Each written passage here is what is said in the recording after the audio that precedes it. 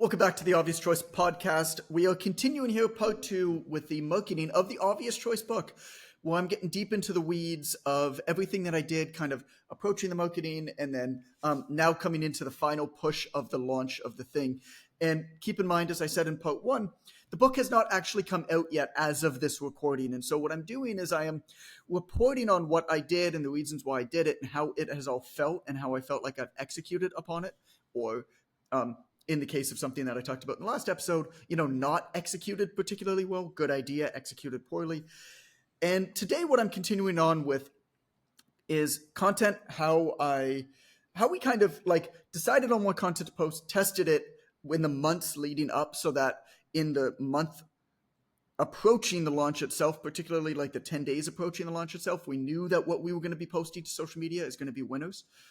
I'm going to talk about ManyChat automations, particularly why I'm switching now, like 10 days out, 15 days out from the launch, from pushing pre-orders to pushing a free chapter, kind of the mindset behind that. And then what I'm doing actually in the launch itself, podcasts and podcast touring and where that fits in and where that doesn't fit in. That was actually one of the biggest changes and course corrections that I made throughout. Lead magnets and stuff for kind of starting to gather the right kind of audience for the book, a lead magnet that I created, what I'm doing with the VIP boxes, the thought process behind that, how detailed we are with these VIP influencer boxes, and then strategic bulk buys and even more, and then kind of continuing on, from that strategic long-term strategies. It's way too much work. It's been a tremendous amount of work. And the truth of the matter is, when a friend of mine asked me yesterday, actually, he asked me how I'm feeling with the book launch. And again, keep in mind, this is January 8th we're recording this. The book comes out January 14th, so I'm just about a week out.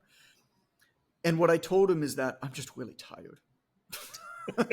And in all honesty, in every sense of the word, it feels like I have everything to do and not much to do at the same time.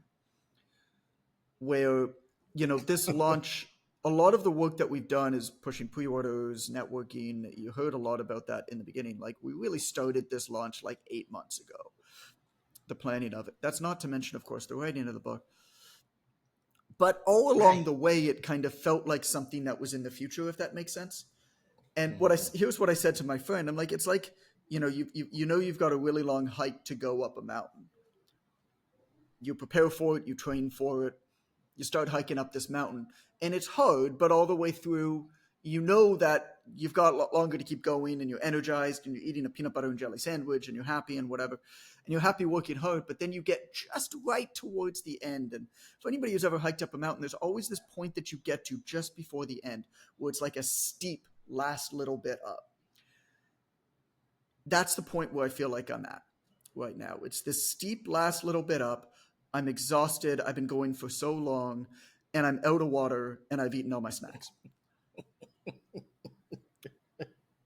But it's awful. It is and it isn't. You know what's been keeping me through it? Is, again, looking at this launch like it's the beginning of a 10-year flywheel, not putting too much pressure on this launch actually performing. I'm realistic, right? I'm realistic. This is a book for a new market, many of whom I have not built an existing reputation in. So it's going to start from the fitness and health industries mostly, and then expand outside of it. It's also a business book, right? Business books require a fair bit of time to become kind of underground sensations and then build their way into the kind of cultural marketing zeitgeist of being the thing that's recommended. It's going to take years, I think, for this book to begin to be recognized as what I hope a perennial seller, a go-to in this industry. And that might or might not happen. But looking at it that way and saying, this is a long-term lens. I need the launch to be a celebration of all the work that I've done, not pressure that it has to lift this book up to new levels, right? This is not a one and done thing for me. So anyway, getting back to what I'm doing. So the months leading up to where we're at right now in January for the book launch, we were testing a whole bunch of stories and ideas across social media. Some of it is content from the book, some of it is not, some of it is iterations on existing posts and tweets and stuff like that I've done. And we were testing a whole bunch of different types of individual tweets and threads and things like that. Knowing that, we wanted to repurpose the winners right around launch without any losers in between. Right? And so I'll give you an example of one of these. So I have this series of like lessons that I've learned over the years. And I've probably posted this 7 times now across Twitter and across Instagram. And each time we post it, particularly on Twitter, you can actually look at how many people like and engage with each individual tweet, each individual slide, right? And so each time that I post it, what we'll do is we will change the order based off of which ones get the most or the least engagement. We'll remove the ones that don't perform. And then the individual tweets that we're putting out in between them, the ones that perform really well, we'll insert now into that thread. Basically, data-driven, iterating on this one thread, knowing that it's a banger, knowing that there's no holes over time. That's the big thread that we're going to post, that we're going to put a whole bunch of distribution behind across Twitter. Knowing that that thread will probably reach 500,000 people on Twitter from my account of 19,500. And it's a surefire bet because we've tested it. Because we've tested every slide, all of the wordings of the different slide, the order of it, right? So that's just one example of kind of planning and iterating and testing on content that goes on behind the scenes that you often don't see. When you see me posting like individual tweets, those tweets are generally being tested to see if we should include them into longer threads to be more powerful. So 10 days before launch, we started posting all of the banger individual tweets and then mostly threads. We're going to repost my personal story and then intersperse that with excerpts from the book. Some long form, some written, which are not going to get a lot of engagement, but there's going to be more attention from the other stuff. And then resharing things like people starting to receive the book. Or, for example, the book has already made 2 lists from some of the biggest book influencers on Twitter of like the best nonfiction books to look forward to in early 2025. It was on one yesterday from Ravi, for example. And so retweeting that kind of stuff, right? And those are relationships, again, that I've built over the last 8, 9, 10 months. In addition, I've decided to push a sample chapter now and not actually push pre-orders of the book. So up until now, I was trying to get as many people as possible to pre-order the book. And pre-orders are really important for authors. They act as a sign to book buyers and Amazon that there's demand for the book, for better placement, for bigger orders, for that type of thing. Really, really important for a lot of reasons. I don't really care about like bestseller lists. I know that I'm not going to make it, so that's not part of my strategy. But if it is, then pre-orders are important for that too. And so what I'm doing now, though, is I've kind of realized like everybody in my community that's been listening to me for a while, that is the type of person that would ever pre-order a book has already pre-ordered it. Like I don't need to knock them over the head over and over and over again. You know, if you didn't pre-order a book 3 weeks out, you're not going to pre-order a book a week out. You're going to buy it at launch. Some people just they're like, it's crazy how many people are like, oh yeah, I can't wait for that book to come out. I'm going to buy it the second it's out. It's like, yo, just pre-order it and then you get it the second it comes out. We just don't really think that way. And so up until now, I've been pushing the pre-orders, but I switched it to a sample chapter, kind of understanding that philosophy, right? That people are not going at this point to pre-order the book en masse. And so instead, what I'm doing is whenever I talk about the book, I created a sample chapter, which is the introduction in the first chapter.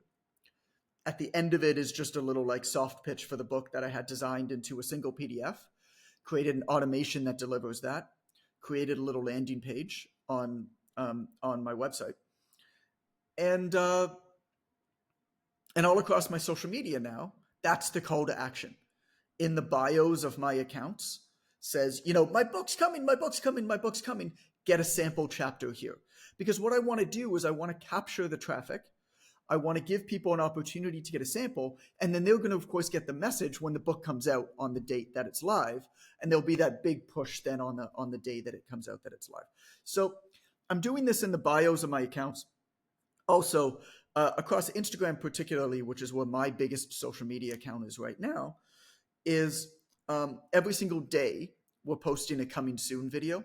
Starting from day 5 out, we're going to be posting coming soon videos and also coming soon memes. And all of them have the call to action within them. DM me the word or comment the word, I think, free chapter, and I'll send you a free chapter. Or within my stories on Instagram, that's the call to action, right? All across this place. What I've done is I've set up a ManyChat automation. And whenever anybody DMs me that word or replies to the story or any of the videos anywhere, right? There's an automated message, DM message, that sends them to that landing page to enter in their email for the free chapter. And then there's another opt-in within ManyChat, within the DMs and Instagram, that says, also, do you want me to remind you the day that the book comes out? And if they tap that yes, please remind me, ManyChat will then send them a message on January 14th at 10 a.m., their local time, that says, hey, great news, the book is out, you can buy it. So all that I'm trying to do is set up these reminders to go live on the actual launch day. Any questions on any of that stuff, guys? And before I get into like the podcast tour and the VIP boxes and all that kind of stuff. You did actually have to write a book and then do all this. Right. Because I thought I just never wanted to write a book, but now I know I never want to sell a book either. Thank you for this information.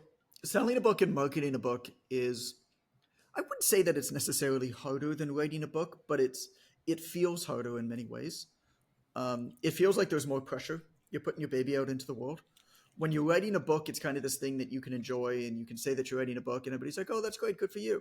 And then when you start putting the book into the world, you put yourself out, you know that you're going to be judged. You know that there's going to be negative reviews. Like Harry Potter is like 2,000 like 1-star reviews, right?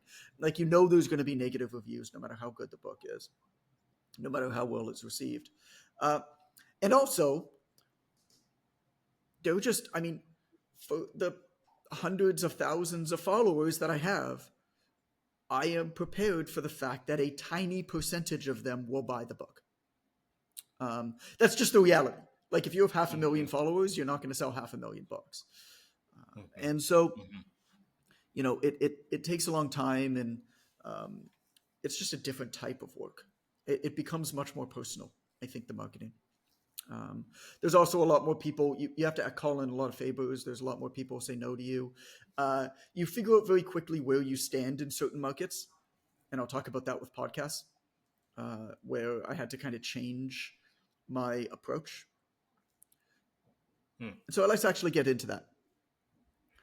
So the common advice you always hear when you come out with a book is get on podcasts. Podcasts are the best place to sell books. Get on as many podcasts as you can. Get on big podcasts. It's like, and that's true, right? Podcasts are probably the best place in the world to sell anything, let alone selling a book. They really, really are. The problem is, of course, podcasts have such an insane power law distribution. It's something like the top 50 podcasts have like 95% of all podcast listenership. And so really, within the business and the marketing and the self-help type worlds, there's probably like 20, 25 podcasts that have the potential to really move the needle. And if you don't get on those, I'm not saying it's a waste of time to be on them, but it might not be actually a great use of time. And so we have our own podcast, which is great, which I would call like medium, you know, tens of thousands of downloads, like medium. But then the bigger podcasts, like there was just no chance. I mean, we pitched some of them. I had personal introductions from like very important people to some of them. A few said no, some didn't respond. Like, I don't know what, I mean, if you think about like the business podcast space, it's like it's basically the same people interviewing the same people over and over again ad nauseum.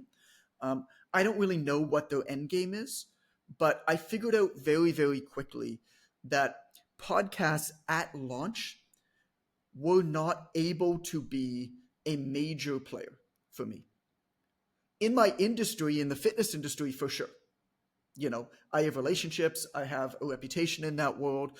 And so niche podcasts for sure, in the industry that I come from. But in like the general world, like the big podcasts, I realized very quickly that it wasn't going to happen. And so I could have worked really, really hard maybe to get on one or two of them. Instead, what I decided to do was focus my efforts elsewhere on our existing community, on our existing content, on what I hope is going to be viral type videos that are going to go live at the actual launch itself. And then on launch team and things like that I've spoken about, and focused more on smaller niche type podcasts for very specific markets. And so like indie authors, a couple in the financial services industry, because I think that that's a great market for the book, and I had some good inroads there. And then of course the fitness and the CrossFit industries. So yes, there will be somewhere around 50 podcasts that go live with me at launch. But I don't think any of them, I mean, a couple of them are bigger, but like I would call medium to big. None of them are like the big ones. I think that the way that the podcast world is now, you kind of have to already have a successful book in order to get on the large podcasts. And then you get on the large podcasts and it amplifies the successful book. And so middle of next year, end of next year, the year after that, yes, I'll be looking to get on some of these larger platforms, some of these larger podcasts. But for the launch itself, one of the lessons that I learned is actually podcasts are not a priority. Regardless, what we did is I did go on a lot of podcasts. It helped me craft the message for sure. It's going to help me go deep in a couple very specific markets. It's going to give me tons of content to show myself. Some of the ones that I did live, for example, we got of the video from 15 or 20 of the podcasts in advance that I recorded that haven't gone live yet. And my video team has already started to chop them up and is going to be putting them out as shorts and mediums and longs across our own, YouTube is a priority moving forward. So that the minute that the launch happens, we're stocked full of content. So they're good for stuff like that. Talk about the book in different ways, different looks, different scenes, that type of thing. What we did do, though, and what I think is really important is that you need to reduce friction as much as possible if you want somebody to promote your thing. You can't expect a podcaster or somebody you send a book to or somebody on your launch team to know how to talk about your book and promote your book for you. And so what we've done is we created, you can actually see it on the p2dc.com now. If you go into the bottom navigation, you'll see we created a media page. And this media page will continually update. And the media page, the idea of it is just to make it really easy for people to talk about the book. Here's a quick 1-line bio about John, 4-line bio for John, quick description of the book, little bit longer sell of the book. We created a summary of the entire book. Every chapter has a summary. At the end of the chapter summary are bullet points and then questions to ask John on podcasts. So we give this now to podcasters, and they don't have to read through the whole book, right? And they can quickly go through it and make it easier. We've got images for them to share, everything that you would need as an asset guide. And so if you come out with a book, you come out with anything that you want to promote, it is perhaps useful to build out a guide of assets for people. On that same note, one thing that we're doing, and we haven't done this yet, but we'll do it in the next couple of days, is everybody on the book launch team and then people who are sending the VIP influencer boxes to, I'm going to send them a message and say, hey, a lot of people have been asking me how they can support this book at launch. Amazing. Thank you so much. I'm super grateful. Zero expectation, but I wanted to make it easier for you. I know you've got lots going on. So what we'll do is I actually create a calendar invite that they can then add to their calendar. And this calendar invite is a reminder on the 14th that they add to their calendar. And in that reminder has, hey, today's the Obvious Choice book just came out. If you wanted to support the launch, here's a couple ways that you can do it. Basically in order of priority, obviously choose whatever you want, but in order of priority of what actually helps the most at launch. Number one is write an Amazon review. Number two is, take a pic of yourself with the book and post it across social media and tag me. Number three is if you have like a newsletter or social media accounts, whatever, like create your own post, create an email. Here's an asset page that will help you if you want to talk about the book with what to say. You can obviously say whatever you want, but you've got pictures, you've got descriptions, you've got stuff. So again, trying to reduce friction, make it as easy as possible for people there to talk about the book. So putting a lot more effort in that and away from things like really, really trying hard to get on like one of the 10 podcasts that really has the potential to move the needle.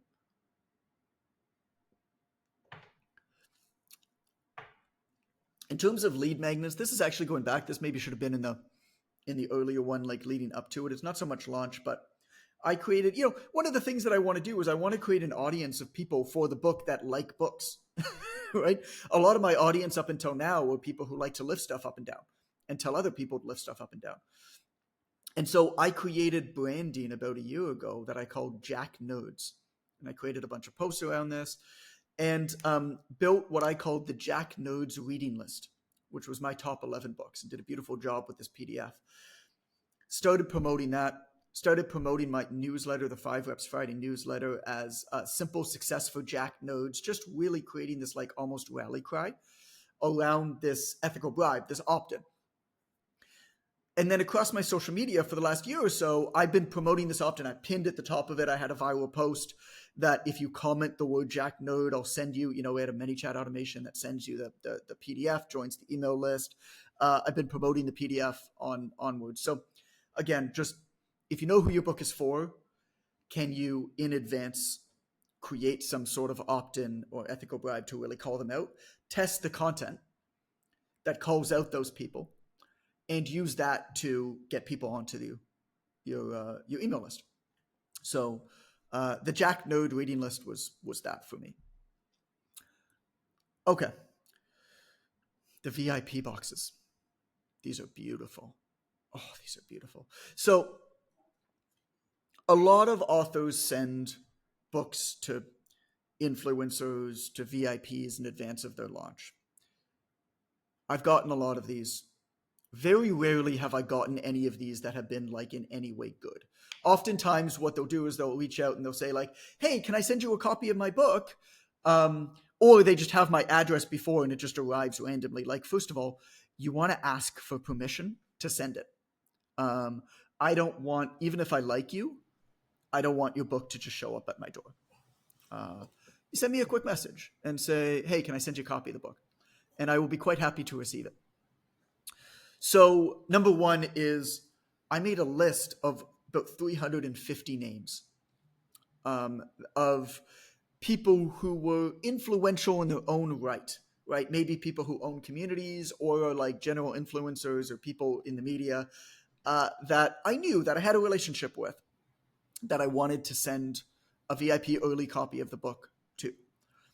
The second mistake that a lot of people do is they have their publisher send it out on their behalf. And then the publisher sends the book and they send a form letter and says, here's how you can promote the book. And I didn't like that either.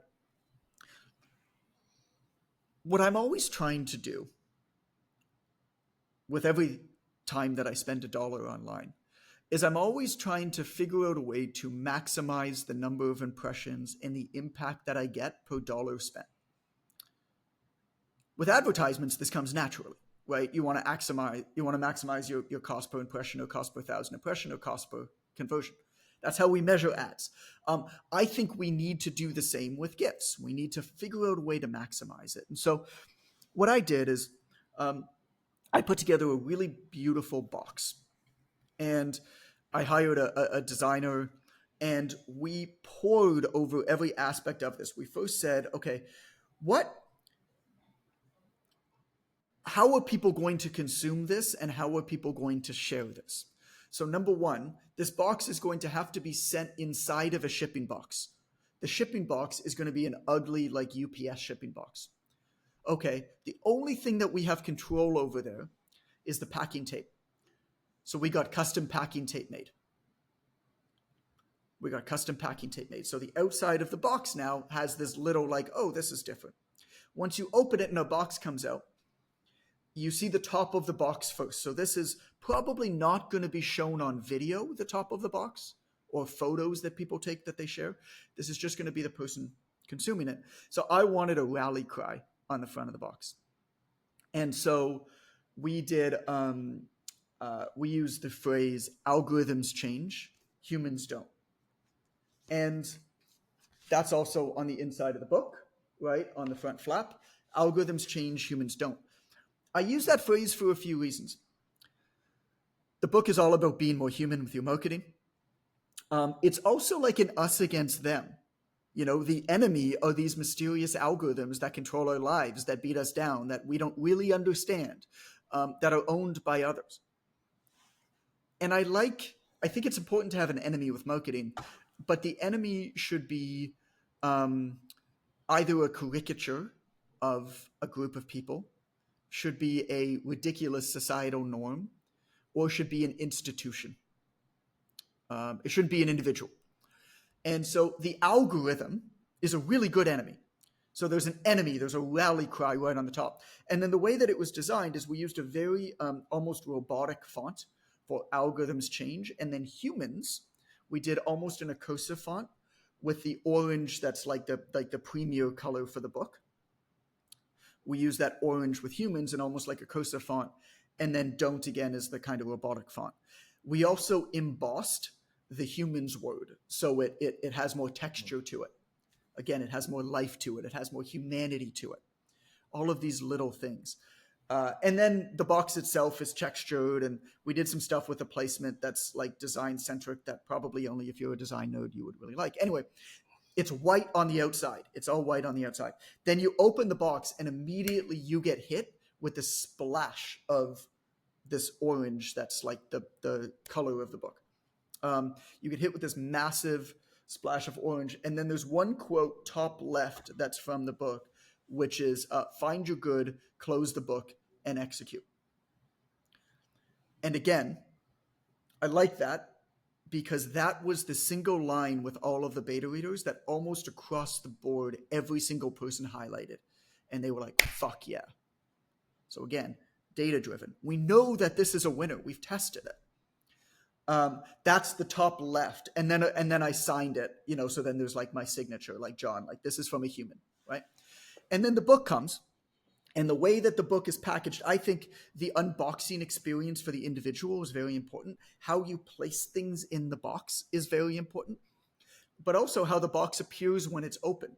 And so what we figure most people will do when they share a picture of it is they'll share a picture either of opening the box, that splash of orange, or with the box open with the components inside of it.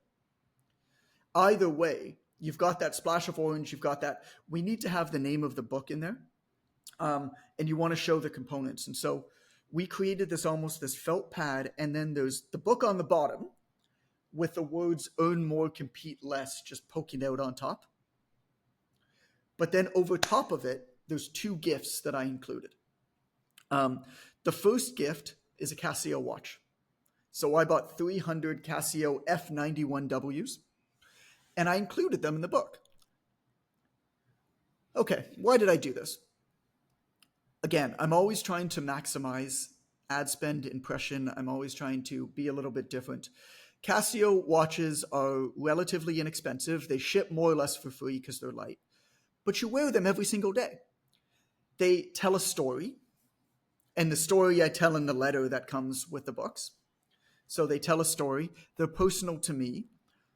And it's something to talk about. Nobody's going to throw out this Casio watch. They're probably going to wear it. They're going to wear it to work out all of the time.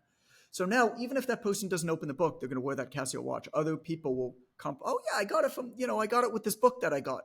Now my book is being inserted into the conversation naturally over the course of the day, the month, the year, moving forward. Because unlike an Apple Watch, Casio watches you use for years and years and years and don't need to change the battery or recharge. So there's the Casio watch. And then there's a metallic bookmark. And the metallic bookmark, again, has a quote on it about fear. I wanted a more generic quote, not specific to marketing. I wanted a more self-help quote about fear, about how failure is like a bee sting. And so I included that quote from the book. And it's a little bit longer quote. and it's on a metallic. And again, that quote was pulled out by multiple beta readers as being something that was really impactful to them. And it's something that's a really good reminder. And I had it stamped on a metallic bookmark. One of the key things with gifting, this is advice from the late John Rulin from his book Giftology, is with a gift, your aim is to maximize the number of impressions and to deliver something that, while inexpensive, is top of class or best of class. Bookmarks that are generally included in these types of packages are like paper bookmarks. They cost 15, 20 cents. You throw them out. You don't keep them. A metallic bookmark like this cost me $6. Really not expensive at all. But it's a metal bookmark. It's not going to get thrown out. Ever. So again, $6 instead of 20 cents in this package, it flies for free as part of the package, is going to be used as a bookmark, not just in my book, but in all the books that that person reads. Reminding them of me, of my books. Neither the watch nor the bookmark are the type of thing that's going to have the impact on day one to like crank more sales. I mean, maybe the watch, it'll be kind of funny. People will be talking about it. People will be sharing it, whatever. I'll be tagged in pictures of people wearing the watches, right? But it's buying impressions. Okay. Then there's a letter that comes with the book that's read me first. The letter introduces the book itself. It shares one of the endorsements, or at least a piece of the endorsement from Sam Parr, host of My First Million. Again, if you don't really know who I am, but you accepted a copy of the book, which is the case for some people, and you're in a world that I'm not, like if you're in the fitness world, even if you're really influential, you probably know who I am. But if you're in the marketing world and you're influential, you might not know who I am, but you probably know and respect Sam. So that's why I use Sam's quote in that letter. Tells the story of the Casio watch, but also says, I tagged one or two sections in the book for you that I thought that you'd like. So then they take that off. Then they have the book. And each copy of the book, on the inside of it, on the inside page, has a sticker that we got custom designed that's pasted on the inside with a personal note from me signed. And then in the book itself has a Post-it note in at least one of the pages with their name at the top of it, with an arrow pointing down saying like, Len, you'll love this. Or if they appear in the book, be like, Len, look, it's you, with an arrow pointing down. If they're in the acknowledgements, same type of thing. Whenever I get a book from somebody, the odds that I'm going to open up that book and read the whole thing is pretty slim. But if somebody says, hey, there's this one page that I think you're really going to love, 100% I'm going to crack open the book. And maybe I'll like it so much that I'll go back to the beginning and start reading the book. It might also just not be a topic that I'm interested in reading at that moment. Either way, I've cracked open the book, and especially if I'm in it, I've seen my name. Now I have some ownership. Now I've got some skin in the game. It makes a big difference. So how did I do this? It was actually a huge pain in the butt because the books are going out now, like yesterday and today, from our fulfillment center in Toronto. I'm in Mexico. I left Toronto before the books from the publisher arrived to our fulfillment center in Toronto. And so what I did is I created a huge spreadsheet with all of the names of all of the people getting the book. I reached out to all of them one by one. And it's a huge pain because, of course, some people email, other people WhatsApp, Telegram, Facebook, Instagram, text message, where you get their address. I had to follow up with people multiple times to get their messages. Some people never responded, right? So of the 300 or so names on there, there's about 215 packages that are going out. Some people never responded. A couple people were traveling and nomadic at the time, and they said, basically, I just bought your Kindle. I can't wait to read it. But I have no address. You can't send me a physical book right now. So there's about 215 going out. So I sat down. I went to the fulfillment center, about 20 minutes from my house, with all of the stickers, with piles of sticky notes. And I went through my list. And I had already on my list documented the page number that I thought that they would like, each person individually in the book. You know, when, oh, I know him, he's going to really jive with what's on page 72, whatever, right? Or when is in the acknowledgements. So then what I did is each person, of course, his name was on a spreadsheet. And so their name corresponded with the number of the row on the spreadsheet. So when you might have been number like 37. So on the stickers that I signed for the name, I wrote the little number 37 in the bottom left corner so that the fulfillment center knows that this sticker goes with the recipient that corresponds to the spreadsheet in number 37. I then wrote the sticky notes. Again, all of this was by hand. I then wrote the sticky notes and I wrote the name. And then on the bottom left corner, I wrote the page number that the sticky note goes in. Page 72. If it was going in the acknowledgements, ACK. The fulfillment center then takes that whole list. They take all of the labels for shipping that were bought from the publisher, and they compiled all of these things together. And so in book number 37, they know that it's Ren's sticker. They know that the sticky notes that are on the top of the sticker go in page 72 in the acknowledgements. They stick them in. I told them exactly how to stick them in. The sticky notes are upside down with the sticky part down, with the sticky notes sticking up out, so that the words, you know, when you'll love this, with an arrow pointing down, go down into the book so that they can see that above the book when they pull the book out. And then I told them exactly how to pack the packages with the book, you know, flat. The sticky notes are folded down so that when they took the book out, the sticky notes will flop out and you'll see them right away. They're compiling all of that. They know that this goes with number 37 on the spreadsheet with that address, and then they get everything out into the mail to be delivered. It is a tremendous amount of effort. But think about the impact of something like that that arrives at your place. You know how hard it is. It is it's a behavioral psychological term called costly signaling. It is so well accepted that this is a tremendous amount of effort and really fucking hard to pull off, that is the value. By definition, it's human, it's unscalable. That is the value. In a world where everybody is trying to automate every single thing that they do and trying to be as scaled and as efficient as possible, when you're trying to build relationships with people, actually, the way to make an impact, the way to stand out, is to do these unscalable things that are human, that are personal, that are even a little bit silly, like including a Casio F91W and figuring out a way to enter yourself in that person's home and gain impressions so that even if they're not ready to read your book or think about you or support you that day, that month, you're going to be there for years to come. This is how you don't depend on the algorithm, by the way. You've got to get past it. I cannot rely on Instagram feeding my content to somebody on any given day. I can't. And so spending $6 instead of 20 cents on a bookmark is my way of playing my own game, of opting out of that. So that's the VIP boxes. Strategic bulk buys.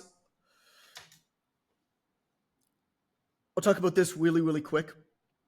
There haven't been a lot of bulk buys for the book because I didn't push bulk buys that much. I reached out to some friends, and some of them did, some of them didn't, in like business communities that I was in. But more than anything else, what I did is I kind of said, what's the number one industry that I want to have an everywhere effect in? Well, I want there to be a lightning strike. Well, I want it to seem like every single person that you admire in the industry is talking about my book in a very short period of time. And that industry for me was CrossFit.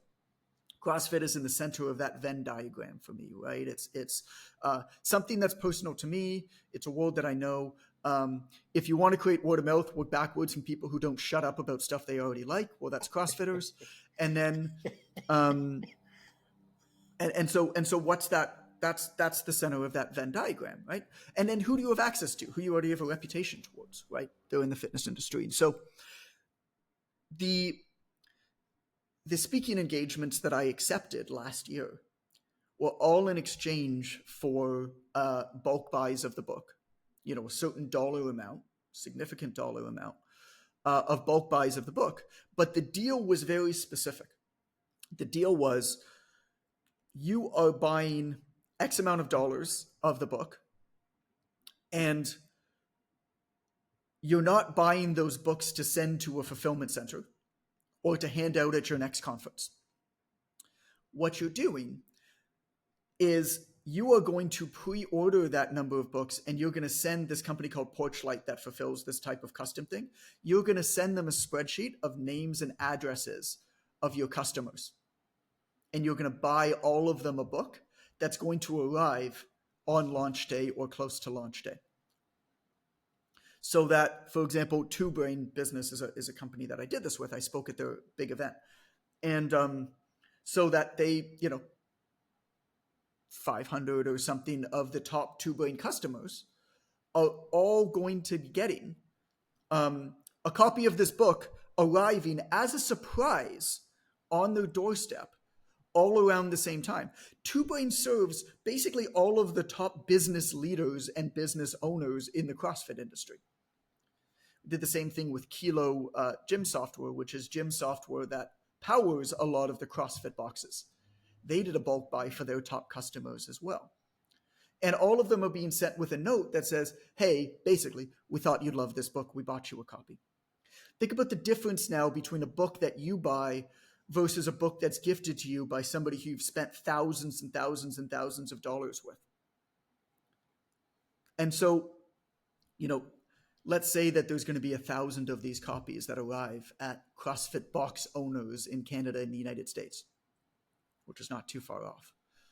Well, somebody who's deep in that world, who's a CrossFit coach, who's business-minded, let's say, is not just going to be following one of them. Is going to be following 4 or 5 or 10 or 20 of them. And all of those people are going to be sharing my book at the same time. You see, we all exist in this bubble, in our own little filter bubbles. And so it's possible with the right amount of focus to create this lightning strike campaign, this everywhere effect in very specific industries so that you become the obvious choice to that industry in a very short, condensed period of time. And that was my goal with the launch. It was understanding that I'm not going to be, I'm not Tony Robbins, right? And so I can't play that game. What I need to do is I need to become the obvious choice. I need to go deep into a very well-chosen and build my entire strategy on going deep into a very well-chosen kind of small market. And then the final thing that we're doing is meme videos. We are going to be posting a video every hour for at least the first 2 days of the launch across every single one of my social media accounts. And they're funny. They're silly. Their videos where like the book is badly superimposed over the character's head, like famous scenes from all these movies. And then interspersed with videos of me, like some really like creative videos of me. I had videographers out for 3 days. And we were shooting a bunch of content, but we shot these videos as well with the book. It's either really, really genius or unbelievably stupid. I don't know which one, truthfully. But if you look at the cover of the book, The Obvious Choice, you see that there's the whales and there's the minnows. And that's my business philosophy. That's my personal philosophy towards life. That is, make it free or expensive. If you're going to do the thing, do the fucking thing, or don't do it. Don't go anywhere in the middle. Be aggressive. Go all in. And so that's what we're doing with this video strategy. We're going all in. And it's fun. And it's silly. And I don't know whether it will work. It's possible this will set a new standard for book launches. I've never seen it before. It's also possible that it's unbelievably stupid. But it's probably not anywhere in between. And if I think about the goal, the reason why it came about is I thought about what I'm trying to accomplish, like the week that the books come out. I've taken 3 years to write this book. I've taken 8 months plus to market this book to get to this point. Ain't nothing I can say at launch that's going to convince people who I was already talking to buy this book now.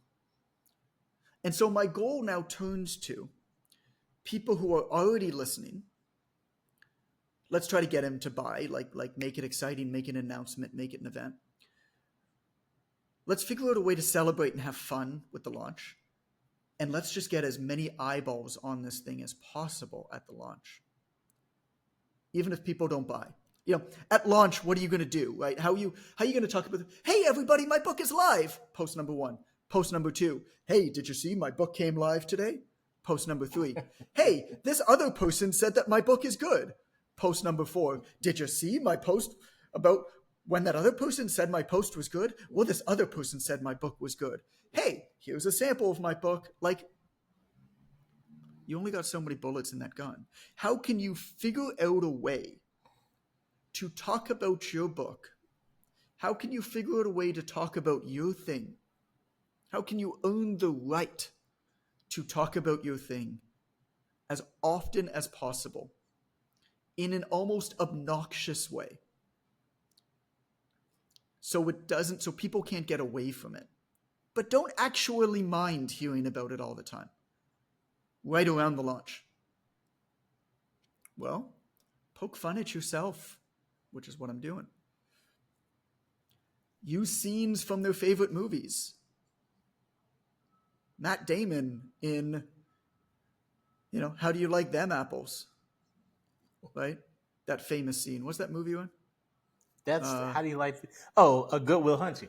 Yeah, and Good Will Hunting. You know that How Do You Like Them Apples scene, right? Well, what do you think is happening? What do you think one of the videos is? Is Matt Damon walks up, knocks on the glass. Hey, you like apples? Yeah? Well, I got a number. How do you like them apples? Slams the phone number across the glass, right? Well, you know what the meme is for that? The meme for that is we have the captions for the whole thing, but we strategically change some of the words of the captions. So it's like, well, I got the obvious choice. How do you like them apples? And then the book is badly superimposed over the phone number and slapped against the glass. Badly.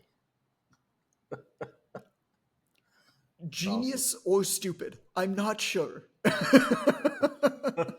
But again, so much of the obvious choice is working backwards from the problem and playing your own game.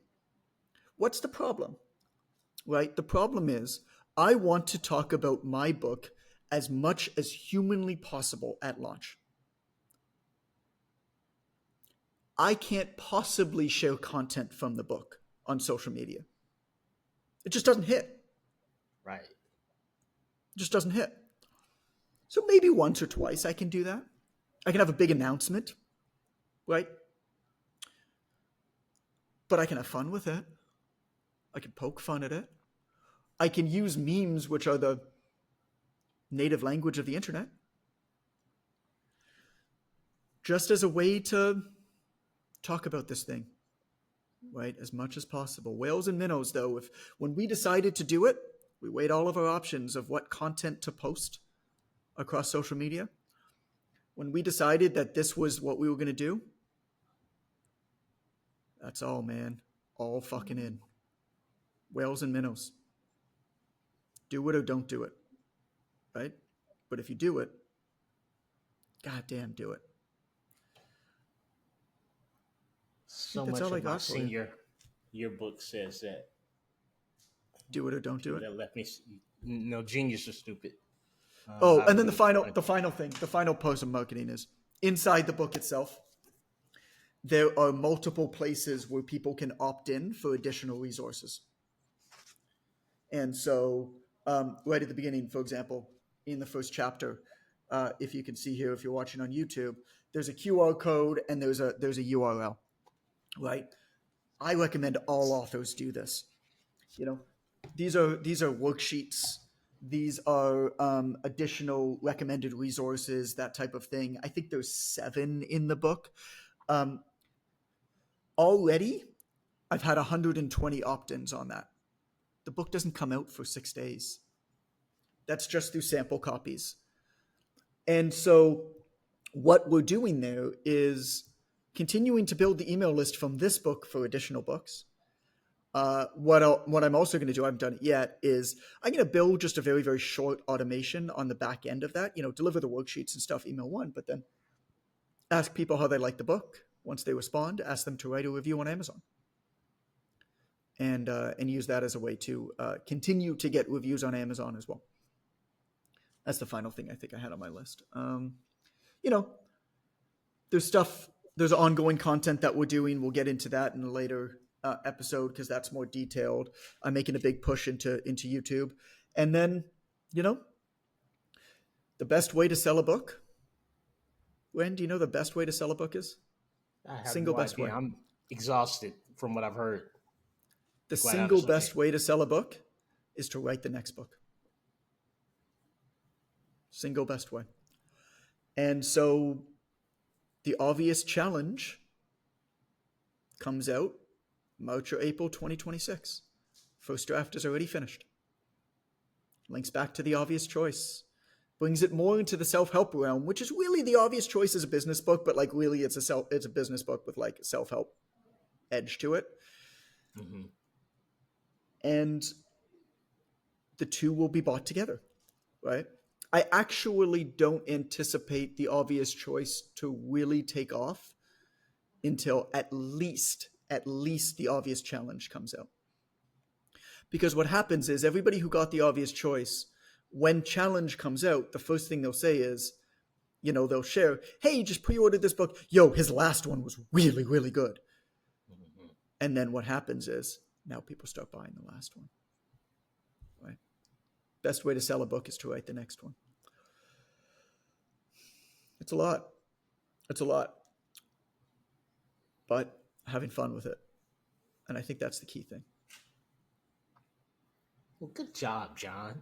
Damn it. You've done well. I thought you were just pissing away your Canadian winters and Mexican summers, but you're actually doing the work, man. I'm proud of you. I froze for some reason. Yeah. Good I think as I said, Canadian. Yeah. Definitely doing some It's a work. pretty cool freeze, though. Yeah. All right. End it. Let's get out of here.